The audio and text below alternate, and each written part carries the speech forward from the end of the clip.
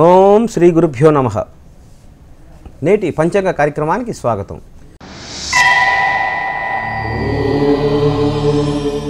నేటి ఇంగ్లీష్ తేదీ జనవరి 8, 2013 సంవత్సరం. నేడు మంగళవారం. మాసం మార్గశిర మాసం, బహుళపక్షము. ఏకాదశి నేటి మధ్యాహ్నం 2:18 వరకు ఉన్నది. నేటి నక్షత్రం విశాఖ. ఇది ఉదయం 9:36 వరకు. శూలము అనే యోగము నేటి మధ్యాహ్నం 1:40 వరకు ఉన్నది. బాలవ అనే కరణము నేటి మధ్యాహ్నం 2:18 వరకు.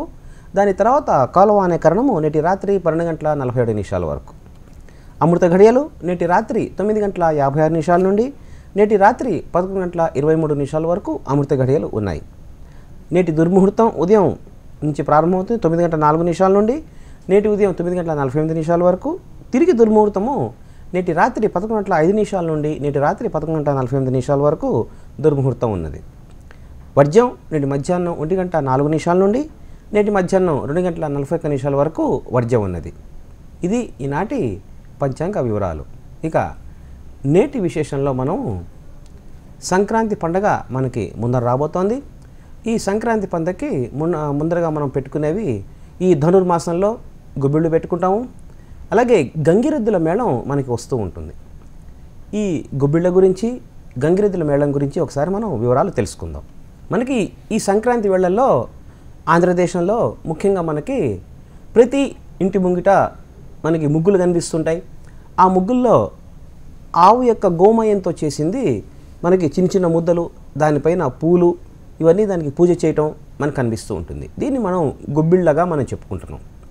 ఈ గొబ్బిళ్ళ గురించి కథ మనం పూర్వపు రోజుల్లో చెప్పుకున్నాం. కాటమరాజు అనే ఒక యాదవుడు వారి యొక్క చెల్లెల్ని సాగనంపడానికి ఈ యొక్క ఎద్దులని వాటిని సారగా ఇచ్చాడని చెప్పి, ఈ చీర సారగానే ఈ గొబ్బిళ్ళు అనేవి వచ్చిందని చెప్పి, గర్భ గౌబి అనే పేర్లు దీనికి ఉండేవని చెప్పి మనం తెలుసుకున్నాం. అయితే ఈ ధనుర్మాసంలోనే ప్రత్యేకంగా మనకి మన ఇళ్ళకి ముఖ్యంగా ఈ 2 కార్యక్రమాలు ఈ యొక్క సంక్రాంతి ముందర మనకు జరుగుతాయి. ఒకటి హరిదాసు రావటం, హరిలోరంగ హరి అనుకుంటూ. దాని తర్వాత గంగిరెద్దుల మేళం వాళ్ళు వస్తుంటారు. అసలు ఈ గంగిరెద్దుల మేళం ఎప్పుడు ఎలా పుట్టింది అనే విశేషాలు మనం తెలుసుకుంటున్నప్పుడు దీనికి సుమారుగా మనకి వేదకాలం ఏదైతే ఉందో ఆ కాలం నుంచి మనకి ఈ గంగిరెద్దుల మేళం అనేది మనకు ఉన్నది. ఇది ఎలా వచ్చిందయ్యా అంటే మనం వినాయక చవితి పండుగ చేసుకుంటున్నాం. దాంట్లో చిన్న కథ మనకి గుర్తు తెచ్చుకుంటే కనుక, గజాసురుడు అనే రాక్షసుని సంహరించడానికి ఈ భక్త సులభుడైన మహాశివుడు ఆయనకి వరాలు ఇచ్చేసాడు. రాక్షసులు తపస్సు చేయటం, వరాలు ఇవ్వటము, ఇది శివుడు వరాలు ఇవ్వటము.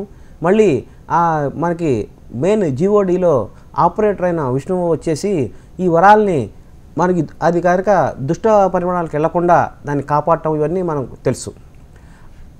ఆ ప్రక్రియలో ఈ గజాసురుడు అనే రాక్షసుడికి మహాశివుడు ఆయన యొక్క భక్తికి తపస్సుకి సంతోషించి, రాక్షస తపస్సుకి ఆయనకు వరం ఇచ్చేశారు. నీకు చావు లేకుండా నేను వరం ఇస్తున్నాను పో అని చెప్పి.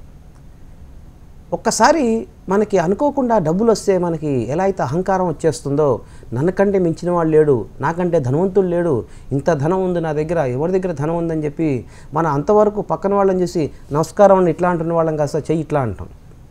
ఆ రోజు దేవాలయానికి వెళ్ళే వాళ్ళం కాస్త బయట నుంచి చూసి ఇట్లా తాళి తిప్పుకుని వెళ్ళిపోవటం, లేకపోతే ఇట్లా అనుకుని వెళ్ళిపోవటం, ఇట్లా అనుకుని వెళ్ళిపోవడం ఏదో చేస్తూ ఉంటాం. కాబట్టి అలా ఆ యొక్క వరంతో బాగా గర్వంతో ఉన్న ఆ గజాసురుడు రాక్షసుల మీద దండెత్తడం, రాక్షసులను తీసుకుని దేవతల మీద దండెత్తడం, ఇవన్నీ చేసేసి ఇప్పటికి ఈ యొక్క దేవతలు మునులు బాగా అలసిపోయారు. అలసిపోయి వీళ్ళందరూ వెళ్ళేసి మహాశివుని ప్రార్థిస్తే, అయ్యా నేనేం చేయలేను, వరం ఇచ్చేశాను, నాకు భక్తులంటే బాగా ప్రీతి, కాబట్టి నేనేం వరం ఇవ్వలేను అని చెప్పారు. అప్పుడు విష్ణువు దగ్గరికి వెళ్ళారు. ఇవన్నీ చూసుకున్న తర్వాత ఆ గజాసురుడు, ఓహో వీళ్ళందరూ అలా మన గర్వం ఇచ్చారు కాబట్టి మళ్ళీ తపస్సు చేద్దాం, మళ్ళీ తపస్సు చేయడం, తపస్సు చేసి, అయ్యా మహాశివ నువ్వు ఇటు అటు వెళ్ళేసి అలసిపోతున్నావు, వచ్చేసి మా ఇంట్లో ఉండు, లేకపోతే నా యొక్క ఉదరంలో, నా హృదయంలో నువ్వు కాపలా కాసుకో, నా హృదయం నీ యొక్క కైలాసం చేసుకో అని చెప్పి ఆయన్ని ప్రార్థించడము. ఆ యొక్క గజాసురుడి యొక్క భక్తికి మెచ్చి ఈ మహాశివుడు వెళ్ళిపోయి ఆయన హృదయంలో ఉండడం జరిగిపోయింది. హృదయంలో ఉన్న తర్వాత ఈ యొక్క బ్రహ్మ విష్ణు వీరందరూ దేవతలు, సకల దేవతలు ఆయన గురించి వెతుక్కోవటం, ఈ యొక్క వరం ప్రభావం తెలుసుకుని, ఓహో ఈయన వెళ్ళి ఇక్కడ భక్త సులభుడైన ఈ మహాశివుడు ఈ యొక్క గజాసురుడు హృదయంలో ఉన్నాడు కాబట్టి ఆయన ఎట్లా బయటికి పట్టుకురావాలా అని చెప్పి ఆలోచన చేశారు. ఆలోచన చేసి ఈయనేమో రాక్షసుడు, ఏం చేయాలో అర్థం కాక అప్పుడు ఈ యొక్క గజాసుర సంహారానికి అందరూ సమాహితమయ్యి ఒక సమాలోచనలు చేసి ఒక మీటింగ్ లాంటిది పెట్టుకుని ఎట్లయినా సరే మనం ఈ యొక్క మహాశివుడిని పట్టుకురావాలి, లేకపోతే కనుక సృష్టి క్రమం ఆగిపోతుంది, ఈ సృష్టిలో ఎవరు జీవజావాలాలు అన్నీ ఏవైతే ఉన్నాయో ఆ మరణ ప్రక్రియ మనకి జనామరణాలు అన్నీ ఉండవు అనేసి ఆయన నిశ్చయించుకుని ఈ యొక్క శివుడిని పట్టుకురావాలనే ఉద్దేశంలో వీళ్ళందరూ అక్కడికి వెళ్ళారు. రాక్షసుడు ఏం చేసినా కూడా, రాక్షసమాయ ఏం చేసినా కూడా వాళ్ళు ఆయన కదలట్లేదు. ఇట్లా కాదు అని చెప్పి ఒక విచిత్రమైన వేషాలు వేయాలి అని చెప్పి అనుకున్నారట. అనుకుని ఈ నంది ఎవరైతే ఉన్నారో ఈ మహాశివుడి యొక్క వాహనము, ఆ నందిని ఒక ఎద్దు రూపంలో అలంకరించారట. అలంకరించి మహాశివుడు ఆ యొక్క రమరకం అన్నీ పెట్టుకుని వాటిని ఆడించడం మొదలెట్టారట. ఇట్లా ఆడించడం మొదలెట్టిన తర్వాత ఈ వింత చేష్టలకి ఆ ఎద్దు లేవటము, నమస్కారం చేయటము, డ్యాన్స్ చేయటం, ఇవన్నీ చూసిన తర్వాత నృత్యం చేయటము, ఆ నృత్యానికి తగ్గట్టుగా వీళ్ళు పక్కన డమరకము, డోళ్ళు, గణాలు అవన్నీ ఉంటాయి కదా, అవన్నీ వాయించడం, ఇవన్నీ చూసిన తర్వాత గజాసురుడు బాగా సంతోషించాట. సంతోషించి మీకేం కావాలి కోరుకోండి అన్నట్ట. అయ్యా ఏం లేదు, మా యజమాని కనబడట్లేదు, మా యజమాని మాకు ఇచ్చేస్తే మేము వెళ్ళిపోతాం అన్నట్ట. మీ యజమాని కదా నేను ఇస్తున్నాను పో అన్నట్టు ఆయన. సరే ఎక్కడ మీ యజమాని పిలవండి, ఆయన పేరేంటి అన్నట్ట. మహాశివుడు నీ యొక్క హృదయంలో దాగున్నాడు అని చెప్పి. అలా ఈ యొక్క గంగిరెద్దుల మేళం అనేది అక్కడి నుంచి ప్రారంభమైందని చెప్పి మనకి చరిత్రకారులు చెప్పారు. దీన్నే మనకి ఆ తర్వాత దీనికి మనకి సంచార జాతులుగా ఎవరైతే సంచరిస్తూ ఉంటారో, అంటే జిప్సీలు, హిప్సీలు ఇలా ఏవైతే మనం పిలుచుకుంటామో వారిని ఈ గంగిరెద్దుల వాళ్ళుగా మనకు చెప్పడం జరిగింది. ఇది మనకి చరిత్రకారులు చెప్పింది వేద విద్య ప్రకారంగా. అది కాకుండా ఇంకొకటి మనకి చరిత్రకారులు ఏం చెప్పారంటే, సాంఘికంగా ఎవరైతే కులం కాని పనులు చేస్తూ ఉంటారో, కుల వృత్తులు కాకుండా వేరొక వృత్తులు చేస్తూ ఉంటారో, ఎవరైతే నిరంతరం సంచరిస్తూ ఉంటారో వారిని తీసుకొచ్చి ఈ గంగిరెద్దుల మేళంగా చెప్పారు అని చెప్పి ఒక పద్ధతి వినిపిస్తోంది. అయితే ఈ గంగిరెద్దులుగా మారటానికి కేవలం కాశీ ఆవుల్నే వాడాలి అని చెప్పి మనకి చరిత్రకారులు చెప్పారు. అంతే తప్పితే ఇప్పుడు మన దగ్గరికి వచ్చేట్టుగా ఏ ఆవు పడితే ఆవు అక్కడ మనం రావడానికి వీల్లేదు. ఎందుకంటే ఈ ఎద్దు ఆవు జాతి ఎద్దు, ఇది ఎద్దు జాతి ఎద్దు కాదు, ఆవు జాతి ఎద్దుగా వాడాలి. కాబట్టి కాశీ ఆవుల్లో ఉన్న ఎద్దుని తీసుకొచ్చి దాన్ని గంగిరెద్దుగా అలంకరించాలి అని చెప్పి మనకి చెప్పడం జరిగింది. ఈ యొక్క కాశీ ఆవుని ఎందుకు తీసుకురావాలంటే, సంవత్సరానికి ఒక్కసారి కనుక ఈ సంక్రాంతి పండుగ రోజుల్లో కనుక ఈ కాశీ ఆవుగాని మనకి తీసుకొచ్చి గంగిరెద్దుగా అలంకరించి దానికి సకల భూషణాలు పెట్టాలి. మనం ఏదైతే స్త్రీ అలంకారం చేసుకుంటుందో చీర సారెతో, అలాగే ఆవుని అలంకరించాలి. వస్త్రాలతో, భూషణాలతో అలంకరించిన తర్వాత ఆ ఆవుకి ఎవరైనా భార్యాభర్తల మధ్య అపార్థాలున్నా, అలాగే గ్రహణం మొర్రి అంటూ ఉంటాం, ఒక వ్యాధి అది గ్రహణం మొర్రి అని చెప్పి, నోరు ఇలా పక్కన ఇట్లా ఉండిపోతుంది, మాట కొంచెం తొస్సుగా రావటము, ఇట్లా మాట్లాడటం అట్లా చేస్తుంటారు. అలా గ్రహణం మొర్రి ఉన్న వాళ్ళు ఎవరైతే ఉన్నారో వాళ్ళు కనుక ఈ గంగిరెద్దు అప్పుడు వచ్చినప్పుడు ఆ గంగిరెద్దుకు పూజ చేసి దానికి సంబంధించినంత వరకు ఏవైనా సరే తినుబండరాలు కానీ గ్రాసం కానీ కనుక సమర్పిస్తే, మొక్కుబళ్ళు కనుక సమర్పిస్తే అక్కడి నుంచి వీరికి ఆ గ్రహణం మొరి నుంచి కొంచెం, అంటే శాపం అనమాట, ఒక శాపం అనమాట, ఆ శాపం నుంచి విముక్తి కలుగుతుంది అని చెప్పి మనకి మన వేద విధులు చెప్పడం జరిగింది. అలాగే ఈ గంగిరెద్దుల మేళం వాళ్ళు వచ్చినప్పుడు ముఖ్యంగా వాళ్ళు 3 విషయాలు మనకు తెలుస్తూ ఉంటాయి. ఒకటి ఏంటంటే సన్నాయి ఉంటుంది వాళ్ళకి, అలాగే దాని తర్వాత దానికి తగ్గట్టుగా సన్నాయికి తగ్గట్టుగా ఈ యొక్క గంగిరెద్దుని వాళ్ళు నృత్యం చేయిస్తూ ఉంటారు. అయ్యగారికి దండం పెట్టు, అమ్మగారికి దండం పెట్టు, వీరికి దండం పెట్టు, వారికి దండం పెట్టు అని చెప్పి దండం పెట్టిస్తారు. దండం పెట్టి 2 కాళ్ళ మీద నుంచోబెట్టి డ్యాన్స్ చేయిస్తారు. అలాగే వాళ్ళు కింద పడుకున్న గంగిరెద్దుని ఇలా వాళ్ళ ఛాతి మీద కూర్చోబెట్టుకుంటారు. ఇలా ఇవన్నీ చేసిన తర్వాత వాళ్ళు కేవలం 2 నెలలు మాత్రమే ఈ వృత్తి చేస్తారు. మిగతా 10 నెలలు వారికి తగ్గ గ్రాసం వాళ్ళకి కావాలి. కాబట్టి ఇది మన చరిత్రపరంగా సాంఘికపరంగా చూసుకున్నప్పుడు ఎవరైతే ఇందాక అనుకున్నట్టు కులం కాని పనులు చేస్తారో, లేకపోతే సంకర కులం చేస్తారో, కులానికి అపచారం చేస్తారో వాళ్ళని గ్రామ బహిష్కరణ చేసేవారట పూర్వం. కాబట్టి ఆ గ్రామ బహిష్కరణ చేసిన వాళ్ళు కేవలం ఈ 2 నెలల్లోనే గ్రామానికి రావాలి, గ్రామానికి వచ్చి వారికి తగ్గ గ్రాసం తీసుకెళ్ళిపోవాలి, గ్రామం అవతలే వాళ్ళు బతకాలి. ఇలా సాంఘిక కట్టుబాట్లు కూడా దీంట్లో మిళితమై ఉన్నది. కాబట్టి సాంఘిక కట్టుబాట్లు ఎవరైతే పెట్టారో ఆ కట్టుబాట్ల ప్రకారంగా కేవలం 2 మాసాలు మాత్రమే వారు గ్రామంలోకి వచ్చి వారికి కావాల్సిన గ్రాసం అనేది సమర్పించుకుని దాని తర్వాత వాళ్ళు మళ్ళీ ఆ గ్రామ బహిష్కరణ శిక్షకి గురయ్యి గ్రామం అవతలే బతకాలి అని చెప్పి మనకి చరిత్రకారులైన శ్రీ గుబ్బూరి వెంకటరమణానంద గారు దీని గురించి వారి యొక్క గ్రంథంలో చెప్పడం జరిగింది. కాబట్టి ఇలా ఈ గొబ్బూరు వారు చెప్పినట్టుగా చరిత్ర ఇది మన చరిత్ర సాక్ష్యంగా మనకు కనిపిస్తోంది. కాబట్టి ఇలా ఈ కులభ్రష్టమైన పనులు కనుక చేస్తే కనుక ఇలా గ్రామ బహిష్కరణ శిక్షకు గురవుతారు అని చెప్పి మనకి చెప్పడం జరిగింది. కాబట్టి ఈ గంగురెద్దులకి మనం కనీసం వాళ్ళు వచ్చేది ఈ యొక్క 2 మాసాలే కాబట్టి మనకి తగ్గినట్టుగా వారిని సత్కరించుకోవాలి. ఆవుకి గోసేవ అనేది చాలా ప్రధానంగా మనం చెప్పుకున్నాం. కాబట్టి ఈ గోసేవ దీంట్లో పద్ధతిలో మనం ఆ యొక్క గంగిరెద్దుకి మనకి సంబంధించిన వరకు వస్త్రాలు సమర్పించటము, ఈ సంక్రాంతి పండుగలో ముఖ్యంగా మనం చేయాల్సింది వస్త్రదానం తప్పనిసరిగా చేయాలి. మనం వస్త్రదానము, ధాన్యదానము, ఎందుకంటే వ్యవసాయ ఆధారిత క్షేత్రం మంది మన యొక్క భారతదేశము. దాంతోపాటుగా మన ఆంధ్రదేశం ఈ యొక్క సంక్రాంతికి పంటలు చేతికొస్తాయి. కాబట్టి పంటలు చేతికొచ్చినప్పటి నుంచి దాని నుంచి కొంచెం తీసి మనం దానం చేయాలి. ఆ దాన ప్రక్రియలో ఈ యొక్క హరిదాసు రావటం కానీ ఈ గంగిరెద్దుల మేళం కానీ వచ్చినప్పుడు వారికి ఈ యొక్క ధాన్యం దానం చేయటము, వస్త్రం దానం చేయటము, అలాగే వారికి తగ్గట్టుగా ఏదో వస్తు రూపేణ కానీ లేకపోతే ధన రూపేణ కానీ వారికి దానం అనేది ఇచ్చుకోవాలి. కాబట్టి ఈ గంగిరెద్దును మనం చూసుకుంటున్నప్పుడు గంగమ్మ యొక్క వాహనం అయిన అది గంగిరెద్దు అని చెప్పి కొన్ని శాస్త్రాల్లో మనకు కనిపిస్తుంది. దాని యొక్క అర్థంగా మనకి కనిపిస్తుంది.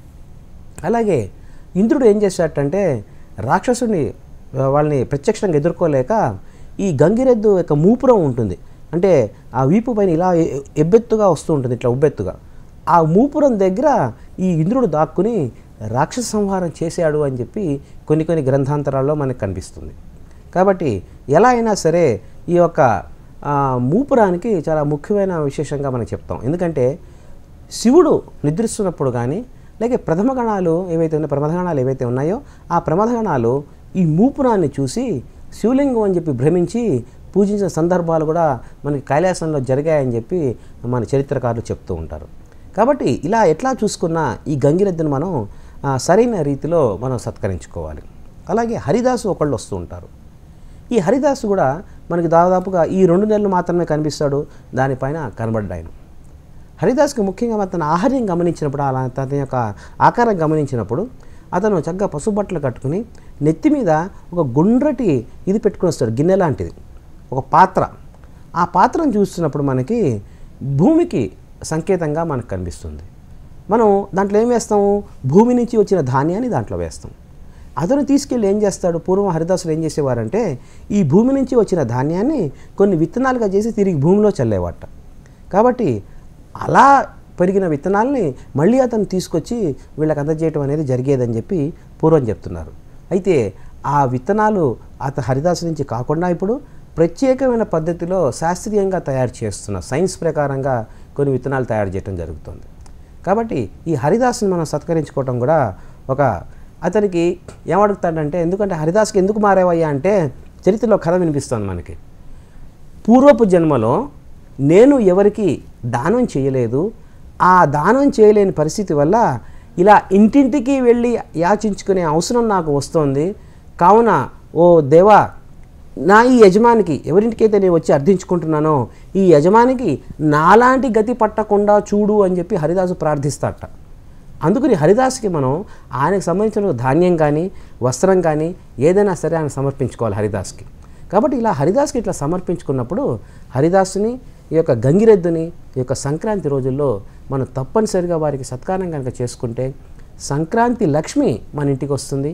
అలాగే ఈ సంక్రాంతి పరంగా చేయవలసిన లక్షణాలు, భోగి నాడు మనం ఎటువంటి పద్ధతులు పాటించాలి, సంక్రమణం రోజున సంక్రాంతి పురుషుడి యొక్క లక్షణాలు మన పంచాంగ కార్యక్రమాల్లో తెలుసుకుందాం. స్వస్తి, సర్వే జనా సుఖినో భవంతు.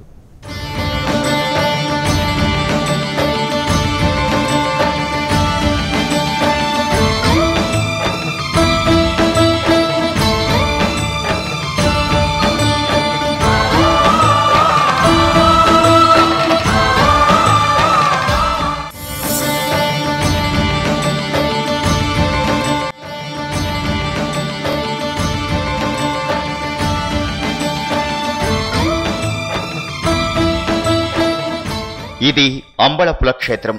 ఇక్కడి దైవం మోహిని రూపమెత్తిన జగన్మోహనాకారుడు గోపాలకృష్ణుడు. అంటే హరిహర తనయుని తల్లి కొలువైన చోటన్నమాట. ఇక్కడ చరిత్ర కందని కాలం నుంచి ఆయుధ విద్యలు నేర్పుతారు. అయితే శబరియాత్రలో దీని ప్రత్యేకతకి మాత్రం వేరే కారణం ఉంది. అంబళపుల సంఘం పేరుతో ఇక్కడి నుంచే అయ్యప్ప భక్తులు వేల సంఖ్యలో ఎరుమేలిపేటకు మేళ తాళాలతో బయలుదేరతారు. అయ్యప్ప దర్శనమే కలుగు భాగ్యం, శరణు ఘోషతోటి శబరి యాత్ర చేదా. అయ్యప్ప దర్శనమే కలుగు భాగ్యం, శరణు ఘోషతోటి శబరి యాత్ర చేదా. 5 కొండలపైన అందాల ఆ స్వామి, అందరిని దీవించే మణికంఠుడా స్వామి. అయ్యప్ప శరణంటే ఆదరించే స్వామి, ఆకాశ వీధిలో జ్యోతి రూపుడు స్వామి. ఇది చేరపంచెర. ఇక్కడ సర్వశత్రుభంజనుడైన మణికంఠుడు సర్వాసనాలు, యుద్ధ విద్యలు అభ్యసించాడు. గంగాజలం, రుద్రాక్షమాల, విరాళ పట్టు వస్త్రం, దీపం ఇక్కడ మనకు కనిపిస్తాయి. వాటన్నింటినీ స్వామి భక్తులు మత్పరాయణులై పూజిస్తారు.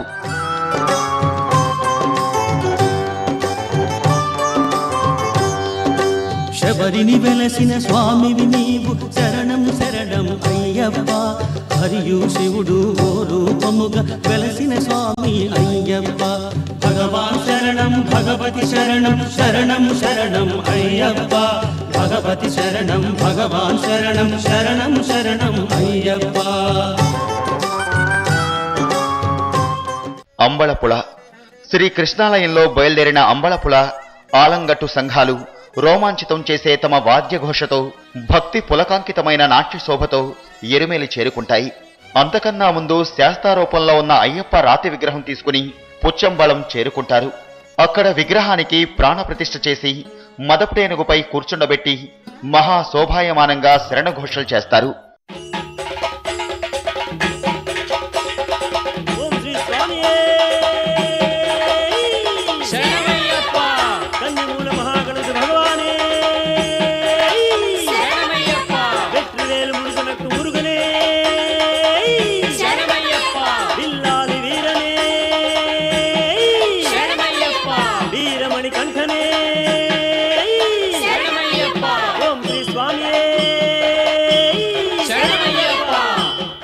విశ్వేశ్వరుని తనయుడికి మాతృమూర్తి అయిన విష్ణుమూర్తి తన వాహనాన్ని సంకేతంగా పంపుతాడు.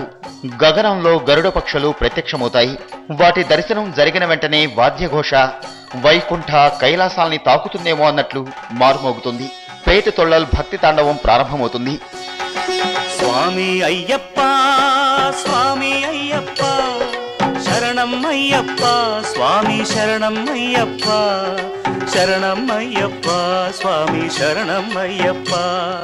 స్వామి అయ్యప్ప స్వామి అయ్యప్ప, శరణం అయ్యప్ప స్వామి శరణం అయ్యప్ప. శరణం అయ్యప్ప స్వామి శరణం అయ్యప్ప. ఎరుమేలి చేరిన స్వాములు పేట తొళ్ళై ఆడుతూనే వావర స్వామి మసీదుకు చేరుకుంటారు. వావరు ముస్లిం అయినప్పటికీ అయ్యప్ప భక్తుడు, మిత్రుడు. అందుకే ఆయన్ను తనతో తీసుకువెళ్లేందుకు ఏనుగుపై స్వామి మసీదు చేరుకుంటారు. అక్కడి నుంచి మధ్యాహ్నానికి ఎరుమేలి ధర్మశాస్త్ర దేవస్థానానికి చేరుకుంటారు వేలాది మంది భక్తులు. ఇక్కడితో పేట తొళ్ళై ముగుస్తుంది. స్వామి అయ్యప్ప స్వామి అయ్యప్ప, శరణం అయ్యప్ప స్వామి శరణం అయ్యప్ప. శరణం అయ్యప్ప స్వామి శరణం అయ్యప్ప. ఓం ఓం అయ్యప్ప ఓం గురునాథ అయ్యప్ప. ఓం ఓం అయ్యప్ప ఓం గురునాథ అయ్యప్ప.